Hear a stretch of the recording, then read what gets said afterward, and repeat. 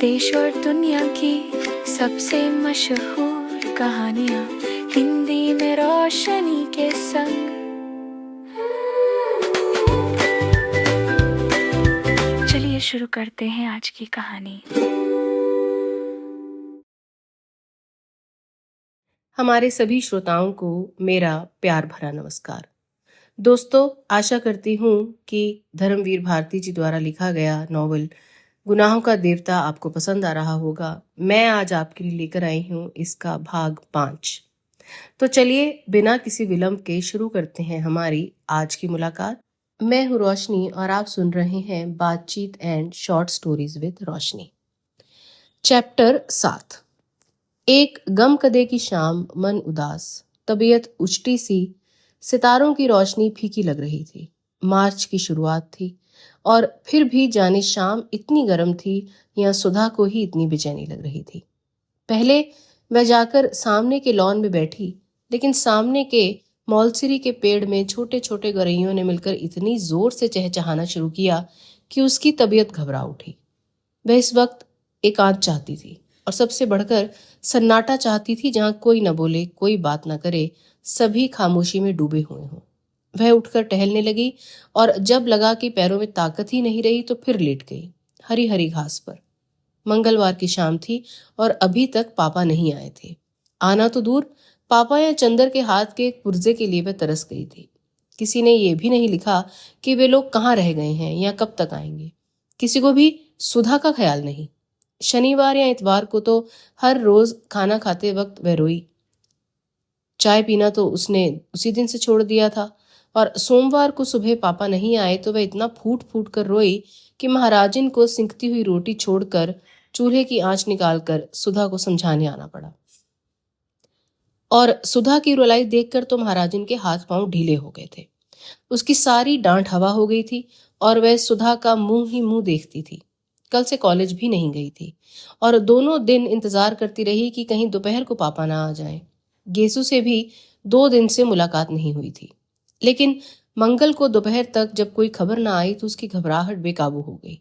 इस वक्त उसने बिसरिया से कोई भी बात नहीं की। आधा घंटा पढ़ने के बाद उसने कहा कि उसके सर में दर्द हो रहा है और उसके बाद खूब रोई। उसके बाद उठी, चाय पी, मुंह हाथ धोया और सामने के लॉन में टहलने लगी और फिर लेट गई हरी हरी घास पर। बड़ी ही उदास शाम थी और क्षितिज की लाली के होंठ पर भी स्याह पड़ गए थे। बादल सांस रोके पड़े थे और खामोश सितारे टिमटिमा रहे थे। बगुलों की धुंधली धुंधली कतारें पर मारती हुई गुजर रही थीं। सुधा ने एक लंबी सांस लेकर सोचा कि अगर वह चिड़िया होती तो एक क्षण में उड़कर जहां जाती वहीं की खबर ले आती। पापा इस वक्त घूमने गए होंगे। चंदर अपने दोस्तों की टोली में बैठा रंगरलियां मना रहा होगा। वहां भी दोस्त बना ही लिए होंगे उसने। बड़ा बातूनी है चंदर और बड़ा मीठे स्वभाव का। आज तक किसी से सुधा ने उसकी बुराई नहीं सुनी। सभी उसको प्यार करते थे। यहाँ तक कि महाराजिन, जो सुधा को हमेशा डांटती रहती थी, चंदर का हमेशा पक्ष लेती थी और सुधा हर एक से पूछ लेती थी कि चंदर के बारे में उसकी क्या राय है। लेकिन सब लोग जितनी चंदर की तारीफ करते वह उतना अच्छा उसे नहीं समझती थी। आदमी की परख तब होती है जब दिन रात बरते। चंदर उसका ऊन कभी लाकर नहीं देता था। बादामी रंग का रेशम मंगाओ तो केसरिया रंग का ला देता था। इतने नक्शे बनाता रहता था और सुधा ने हमेशा उससे कहा कि मेज पोश की कोई डिजाइन बना दे तो उसने कभी नहीं बनाई। एक बार सुधा ने बहुत अच्छी वायलिन कानपुर से मंगवाई और चंदर ने कहा, लाओ ये बहुत अच्छी है, इस पर हम किनारे की डिजाइन बना देंगे। और उसके बाद उसने उसमें तमाम पान जैसा जाने क्या बना दिया। और जब सुधा ने पूछा ये क्या है तो बोला लंका का नक्शा है। जब सुधा बिगड़ी तो बोला लड़कियों के हृदय में रावण से मेघनाथ तक करोड़ों राक्षसों का वास होता है, इसलिए उनकी पोशाक में लंका का नक्शा ज्यादा सुशोभित होता है। मारे गुस्से के सुधा ने वह धोती अपनी मालिन को दे डाली थी। ये सब बातें तो किसी को मालूम नहीं। उनके सामने तो जरा सा कपूर साहब हंस दिए, 4 मजाक की बातें कर दी, छोटे मोटे उनके काम कर दिए, मीठी बातें कर ली और सब समझे कि कपूर साहब तो बिल्कुल गुलाब के फूल हैं। लेकिन कपूर साहब एक तीखे कांटे हैं जो दिन रात सुधा के मन में चुभते रहते हैं। ये तो दुनिया को नहीं मालूम। दुनिया क्या जाने कि सुधा कितनी परेशान रहती है चंदर की आदतों से। अगर दुनिया को मालूम हो जाए तो कोई चंदर की जरा भी तारीफ ना करे, सब सुधा को ही ज्यादा अच्छा कहे। लेकिन सुधा कभी किसी से कुछ नहीं कहती। मगर आज उसका मन हो रहा था कि किसी से चंदर की जी भरकर बुराई कर ले तो उसका मन बहुत हल्का हो जाए। चलो बिटिया रानी, तई खा लो, फिर भीतर लेटो, अभी लेटे का वक्त नहीं है। सहसा महाराजी ने आकर सुधा की स्वप्न श्रृंखला तोड़ते हुए कहा। अब हम नहीं खाएंगे, भूख नहीं है। सुधा ने अपने सुनहले सपनों में ही डूबी हुई बेहोश आवाज में जवाब दिया। खाए लो बिटिया, खाए पिए छोड़े से कसस काम चले। आओ उठो, महाराजी ने बड़े दुलार से कहा। सुधा पीछा छूटने की कोई आशा न देखकर उठ गई और चल दी खाने। कौर उठाते ही उसकी आंखों में आंसू छलक आए, लेकिन अपने को रोक दिया उसने। दूसरों के सामने अपने मन को बहुत शांत रखना आता था। 2 कौर खाने के बाद में महाराजन से बोली, आज कोई चिट्ठी तो नहीं आई? नहीं बिटिया, आज तो दिन भर घर में ही रहे हो। महाराजन ने पराठे उलटते हुए जवाब दिया। काहे बिटिया, बाबूजी कुछ ना ही लिखिन तो छोटे बाबूजी तो लिख देते। अरे महाराजन, यही तो हमारी जान का रोना है। हम चाहे रो रो कर मर जाएं, मगर ना पापा को ख्याल ना पापा के शिष्य को। और चंदर तो ऐसे खराब हैं कि हम क्या करें। ऐसे स्वार्थी हैं, अपने मतलब के हैं बस। सुबह शाम आए और हम या पापा ना मिले तो आफत ढा देंगे। बहुत घूमने लगी हो तुम, बहुत बाहर कदम निकल गया है। और सच पूछो तो चंदर की वजह से हमने सब जगह आना जाना बंद कर दिया है। और खुद है कि आज लखनऊ, कल कलकत्ता, और एक चिट्ठी भेजने तक का वक्त नहीं मिलता। अभी हम ऐसा करते तो हमारी जान नोच खाते। और पापा को देखो, उनके दुलारे उनके साथ हैं तो बस, और किसी की फिक्र ही नहीं है। अब तुम महाराजिन चंदर को कभी कुछ चाय वाय बना के मत देना। काहे बिटिया, काहे कोसत हो? कैसा चांद से तो है छोटे बाबू, और कैसा हंस के बातें करत हैं। माई का जाने कैसे हियाव पड़ा कि उन्हें अलग कह दिहिस। बेचारा होटल में जाने कैसे रोटी खात हुई। उन्हें यहीं बुला ले तो अपने हाथ की खिलाए के 2 महीना में मोटा कर दें। हमें तो से ज्यादा उसकी ममता लगत है। बीबी जी, बाहर एक मेम पूछत है, यहाँ कौनो दागदर रहते हैं? हम कहा ना ही, यहाँ तो बाबूजी रहते हैं। तो कहते हैं नहीं, यही मकान है। मालिन ने सहसा आकर बहुत स्वतंत्र स्वरों में कहा। बैठाओ उन्हें, हम आते हैं। सुधा ने कहा और जल्दी जल्दी खाना शुरू किया और जल्दी जल्दी खत्म कर दिया। बाहर जाकर उसने देखा तो नील कांटे के झाड़ से टिकी हुई एक बाईसाइकिल रखी थी और एक ईसाई लड़की लॉन में टहल रही है। होगी करीब 24-25 बरस की, लेकिन बहुत अच्छी लग रही थी। कहिए, आप किसे पूछ रही हैं? सुधा ने अंग्रेजी में पूछा। मैं डॉक्टर शुक्ला से मिलने आई हूँ, उसने शुद्ध हिंदुस्तानी में कहा। वे तो बाहर गए हैं और कब आएंगे कुछ पता नहीं। कोई खास काम है आपको? सुधा ने पूछा। नहीं, यूं ही मिलने आ गई। आप उनकी लड़की हैं? उसने साइकिल उठाते हुए कहा। जी हाँ, लेकिन अपना नाम तो बताती जाइए। मेरा नाम कोई महत्वपूर्ण नहीं है, मैं उनसे मिल लूंगी। और हाँ, आप उसे जानती हैं, मिस्टर कपूर को? आहा, आप पम्मी हैं, मिस डिक्रूज। सुधा को एकदम ख्याल आ गया। आइए आइए, हम आपको ऐसे नहीं जाने देंगे, चलिए बैठिए। सुधा ने बड़ी बेतकल्लुफी से उसकी साइकिल पकड़ ली। अच्छा अच्छा चलो, कहकर पम्मी जाकर ड्राइंग रूम में बैठ गई। मिस्टर कपूर रहते कहाँ हैं? पम्मी ने बैठने से पहले पूछा। रहते तो वो चौक में हैं, लेकिन आजकल तो वे पापा के साथ बाहर गए हैं। वे तो आपकी एक दिन बहुत तारीफ कर रहे थे, बहुत तारीफ। इतनी तारीफ किसी लड़की की कोई करे, हमने उन्हें पहले नहीं सुना। सचमुच? पम्मी का चेहरा लाल हो गया। वे बहुत अच्छे हैं, बहुत अच्छे। थोड़ी देर पम्मी चुप रही, फिर बोली, क्या बताया था उन्होंने हमारे बारे में? ओ तमाम। एक दिन शाम को तो हम लोग आप ही के बारे में बातें करते रहे, आपके भाई के बारे में बताते रहे, फिर आपके काम के बारे में बताया कि आप कितना तेज टाइप करती हैं, फिर आपकी रुचियों के बारे में बताया कि आपको साहित्य से बहुत शौक नहीं है और आप शादी से बेहद नफरत करती हैं और आप ज्यादा मिलती जुलती नहीं, बाहर आती जाती नहीं। और मिस डिक्रूज, नहीं, आप मुझे पम्मी कहिए ना। हाँ तो मिस पम्मी, शायद इसीलिए आप उसे इतनी अच्छी लगी कि आप कहीं आती जाती नहीं। वह लड़कियों का आना जाना और आज़ादी बहुत नापसंद करता है। सुधा बोली। नहीं, वह ठीक सोचता है, पम्मी ने कहा। मैं शादी और तलाक के बाद इसी नतीजे पर पहुंची हूँ कि 14 बरस से 34 बरस तक की लड़कियों को बहुत शासन में रखना चाहिए, पम्मी ने गंभीरता से कहा। एक ईसाई मेम के मुंह से बात सुनकर सुधा दंग रह गई। क्यों? उसने पूछा। इसलिए कि इस उम्र में लड़कियां बहुत नादान होती हैं और जो कोई भी चार मीठी बातें करता है तो लड़कियां समझती हैं कि इससे ज्यादा प्यार उन्हें कोई नहीं करता। और इस उम्र में जो कोई भी ऐरा गहरा उनके संसर्ग में आ जाता है उसे वे प्यार का देवता समझने लगती हैं। और नतीजा ये होता है कि वे ऐसे जाल में फंस जाती हैं कि जिंदगी भर उससे छुटकारा नहीं मिलता। मेरा तो ये विचार है कि या तो लड़कियां 34 बरस के बाद शादी करें जब वे अच्छा बुरा समझने के लायक हो जाएं, नहीं तो मुझे हिंदुओं का कायदा सबसे ज्यादा पसंद आता है कि 14 वर्ष के पहले ही लड़की की शादी कर दी जाए और उसके बाद उसका संसर्ग उसी आदमी से रहे जिससे उसे जिंदगी भर निभाह करना है, और अपने विकास क्रम से दोनों ही एक दूसरे को समझते चलें। लेकिन ये तो सबसे भद्दा तरीका है कि 14 और 34 वर्ष के बीच में लड़की की शादी हो या उसे आज़ादी दी जाए। मैंने स्वयं अपने ऊपर बंधन बांध लिए थे।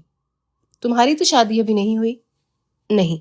बहुत ठीक, तुम 34 बरस के पहले शादी मत करना। अच्छा हाँ, और क्या बताया चंद्र ने मेरे बारे में? और तो कुछ खास नहीं। हाँ, ये कह रहा था आपको चाय और सिगरेट बहुत अच्छी लगती है। ओह देखिए, मैं तो भूल ही गई। लीजिए सिगरेट मंगवाती हूँ। और सुधा ने घंटी बजाई। रहने दीजिए, मैं सिगरेट छोड़ रही हूँ। क्यों? इसलिए कि कपूर को अच्छा नहीं लगता और अब वह मेरा दोस्त बन गया है, और दोस्ती में एक दूसरे से निभाह करना ही पड़ता है। उसने आपसे ये नहीं बताया कि मैंने उसे अपना दोस्त मान लिया है? पम्मी ने पूछा। जी हाँ, बताया था। अच्छा तो चाय लीजिए। हाँ हाँ, चाय मंगवा लीजिए। आपका कपूर से क्या संबंध है? पम्मी ने पूछा। कुछ नहीं, मुझसे भला क्या संबंध होगा उनका? जब देखिए तब बिगड़ते रहते हैं मुझ पर, और बाहर गए हैं और आज तक कोई खत नहीं भेजा। ये कहीं संबंध है? नहीं, मेरा मतलब आप उनसे घनिष्ठ हैं? हाँ, कभी वे छिपाते तो नहीं मुझसे कुछ। क्यों? तब तो ठीक है, सच्चे दिल के आदमी मालूम पड़ते हैं। आप तो ये बता सकती हैं कि उन्हें क्या क्या चीजें पसंद है?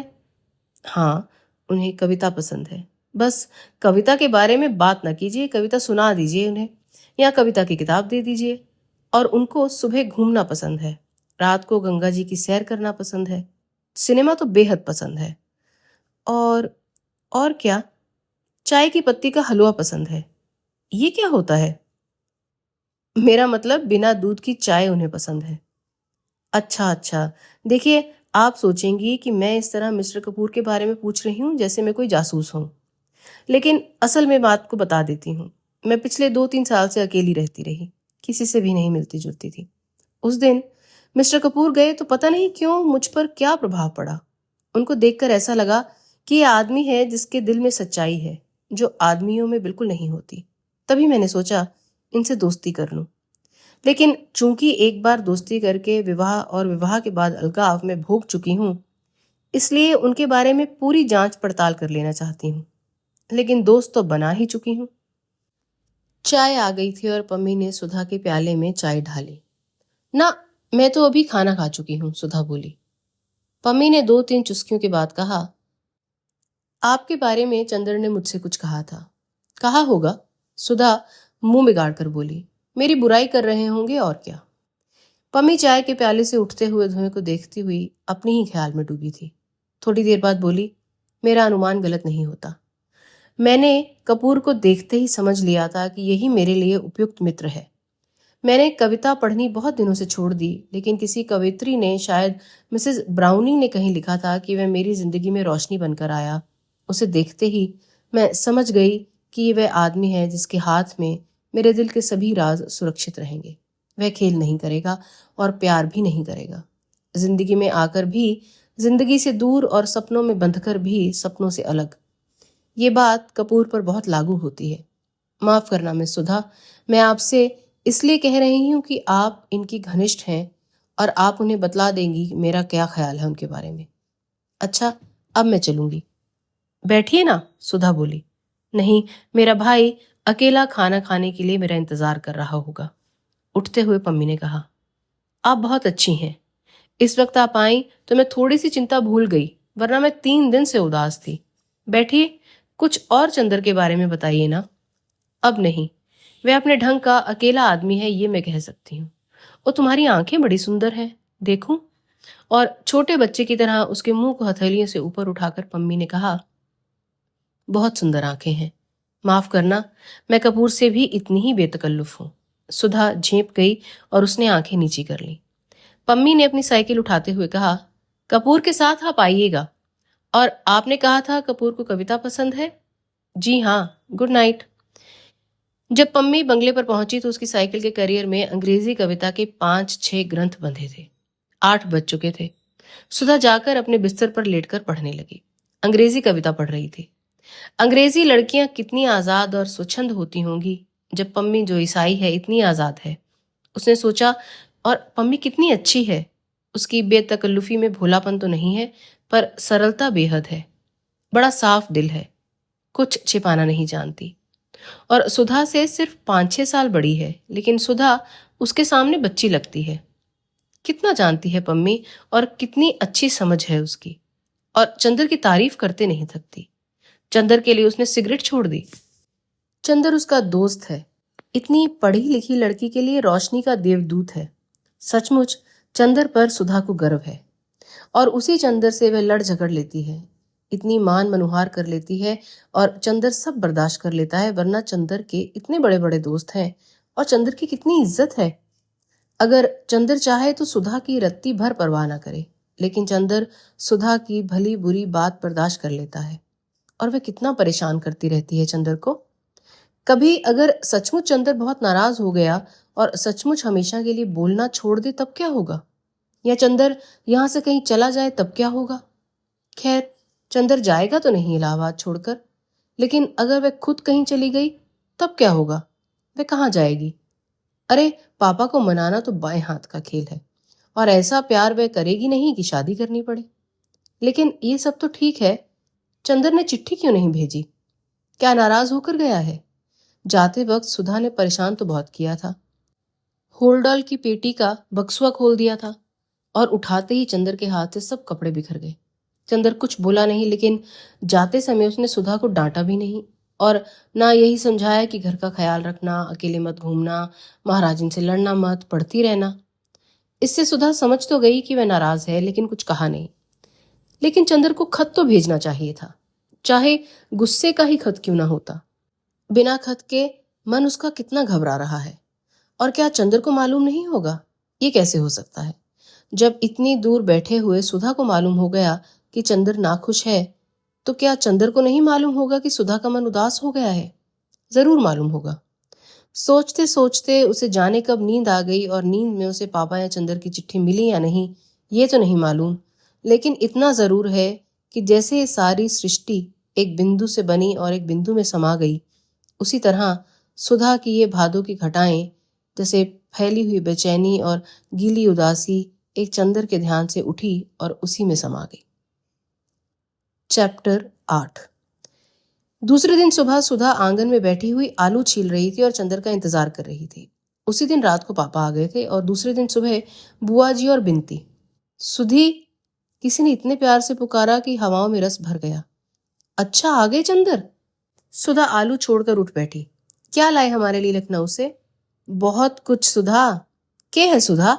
सहसा कमरे में से कोई बोला। चंदर है, सुधा ने कहा। चंदर, बुआ आ गई हैं। और कमरे से बुआ जी बाहर निकल आई। प्रणाम बुआ जी, चंदर बोला और पैर छूने के लिए झुका। हाँ हाँ हाँ, बुआ जी 3 कदम पीछे हट गई। देखते हो ना, हम पूजा की धोती पहने। ई कहे सुधा। सुधा ने बुआ की बात का कुछ जवाब नहीं दिया। चंदर, चलो अपने कमरे में, यहाँ बुआ पूजा करेंगी। चंदर अलग हटा। बुआ ने हाथ के पंच पात्र से वहां पानी छिड़का और जमीन फूंकने लगी। सुधा, बिनती को भेज दे। बुआ जी ने धूप दानी में महाराजन से कोयला लेते हुए कहा। सुधा अपने कमरे में पहुंचकर चंदर को खाट पर बिठाकर नीचे बैठ गई। अरे ऊपर बैठो। नहीं, हम यहीं ठीक हैं, कहकर बैठ गई और चंदर की पैंट पर पेंसिल से लकीरें खींचने लगी। अरे, ये क्या कर रही हो? चंदन ने पैर उठाते हुए कहा। तो तुमने इतने दिन क्यों लगाए? सुधा ने दूसरे पांचे पर पेंसिल लगाते हुए कहा। अरे, बड़ी आफत में फंस गए थे सुधा। लखनऊ से हम लोग गए बरेली।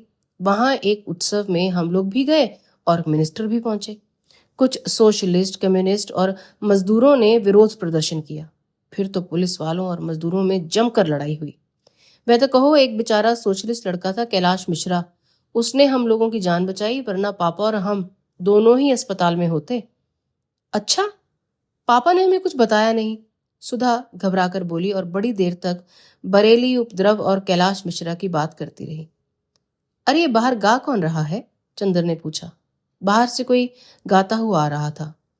आंचल में क्यों बांध लिया मुझ परदेसी का प्यार, आंचल में क्यों? और चंदर को देखते ही उस लड़की ने चौंक कर कहा, अरे! क्षण भर स्तब्ध और फिर शर्म से लाल होकर भागी बाहर। अरे भागती क्यों हो? यही तो चंदर है, सुधा ने कहा। लड़की बाहर रुक गई और गर्दन हिलाकर इशारे से कहा, मैं नहीं आऊंगी, मुझे शर्म लगती है। अरे चली आ, देखो हम अभी पकड़ लाते हैं, बड़ी झक्की है ये, कहकर सुधा उठी। वह फिर भागी। सुधा पीछे पीछे भागी। थोड़ी देर बाद सुधा अंदर आई तो सुधा के हाथ में उस लड़की की चोटी और वह बेचारी बुरी तरह अस्त व्यस्त थी। दांत से अपने आंचल का छोर दबाए हुए थी। बाल की 3-4 लटें मुंह पर झुक रही थी और लाज के मारे सिमटी जा रही थी, और आंखें थी कि मुस्कुराएं या रोएं ये तय ही नहीं कर पा रही थी।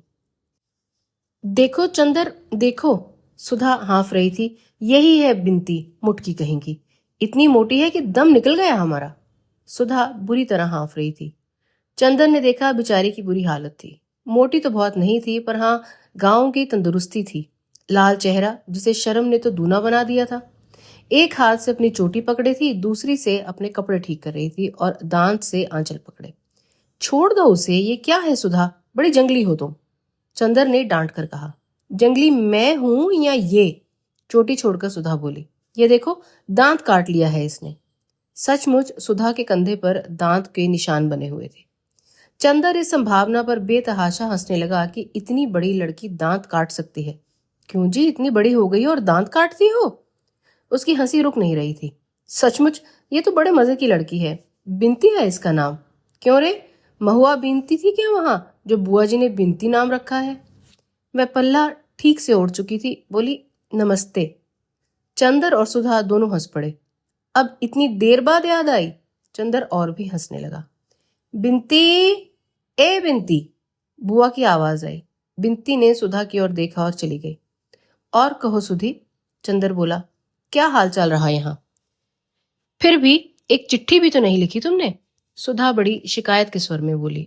हमें रोज रुलाई आती थी, और तुम्हारी वो आई थी। हमारी वो? चंदर ने चौंक कर पूछा। अरे हाँ, तुम्हारी पम्मी रानी। अच्छा, वो आई थी, क्या बात हुई? कुछ नहीं, तुम्हारी तस्वीर देख देख कर रो रही थी, सुधा ने उंगलियां नचाते हुए कहा। मेरी तस्वीर देखकर? अच्छा, और थी कहाँ मेरी तस्वीर? अब तो तुम बहस करने लगे। हम कोई वकील हैं? तुम कोई नई बात बताओ, सुधा बोली। हम तो तुम्हें बहुत बहुत बात बताएंगे, पूरी कहानी है। इतने में बिनती आई। उसके हाथ में एक तश्तरी थी और एक गिलास। तश्तरी में कुछ मिठाई थी और गिलास में शरबत। उसने लाकर तश्तरी चंदर के सामने रख दी। ना भाई, हम नहीं खाएंगे, चंदर ने इनकार किया। बिनती ने सुधा की ओर देखा। खा लो, लगे नखरा करने। लखनऊ से आ रहे हो ना, तकल्लुफ न करें तो मालूम कैसे हो, सुधा ने मुंह चढ़ाते हुए कहा। चंदर मुस्कुराकर खाने लगा। दीदी के कहने पर खाने लगे आप? बिनती ने अपने हाथ की अंगूठी की ओर देखते हुए कहा। चंदर हंस दिया, कुछ बोला नहीं। बिनती चली गई। बड़ी अच्छी लड़की मालूम पड़ती है ये, चंदर बोला। बहुत प्यारी है, और पढ़ने में हमारी तरह नहीं है, बहुत तेज है। अच्छा, तुम्हारी पढ़ाई कैसी चल रही है? मास्टर साहब बहुत अच्छा पढ़ाते हैं। और चंदर, अब हम खूब बात करते हैं उनसे, दुनिया भर की, और वे बस हमेशा सिर नीचे किया रहते हैं। एक दिन पढ़ते वक्त हम गरी पास में रखकर खाते गए, उन्हें मालूम ही नहीं हुआ। उनसे एक दिन कविता सुनवा दो, सुधा बोली। चंदर ने कुछ जवाब नहीं दिया और डॉक्टर साहब के कमरे में जाकर किताबें उलटने लगा। इतने में बुआ जी का तेज स्वर आया। हमें मालूम होता है कि ई मुंह झौसी हमके ऐसी नाच नचई है तो हम पैदा होते ही गला घोट दें। हरे राम, आकाश सिर पर उठाए हैं, कै घंटे से नरियात नरियात गटई फट गई है। ई बोलते नहीं जैसे सांप सूंघ गवा होए। प्रोफेसर शुक्ला के घर में वह नया सांस्कृतिक तत्व था। कितनी शालीनता और शिष्टता से वह रहते थे। कभी इस तरह की भाषा भी उनके घर में सुनने को मिलेगी, इसकी चंदर को जरा भी उम्मीद न थी। चंदर चौंक कर उधर देखने लगा। डॉक्टर शुक्ला समझ गए। कुछ लज्जित से और मुस्कुराकर ग्लानि छिपाते हुए से बोले, मेरी विधवा बहन है, कल गांव से आई है लड़की को पहुंचाने। उसके बाद कुछ पटकने का स्वर आया, शायद किसी बर्तन के। इतने में सुधा आई, गुस्से से लाल। सुना पापा तुमने? बुआ बिंती को मार डालेंगी। क्या हुआ आखिर? डॉक्टर शुक्ला ने पूछा। कुछ नहीं। बिंती ने पूजा का पंचपात्र उठाकर ठाकुर जी के सिंहासन के पीछे रख दिया था, उन्हें दिखाई नहीं पड़ा, तो गुस्सा बिंती पर उतार रही हैं। इतने में फिर उनकी आवाज आई, पैदा करते बखत बहुत अच्छा लाग रहा, पालत बखत टैम बोल गए।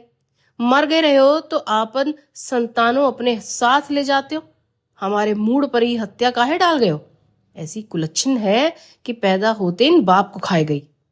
सुना पापा तुमने?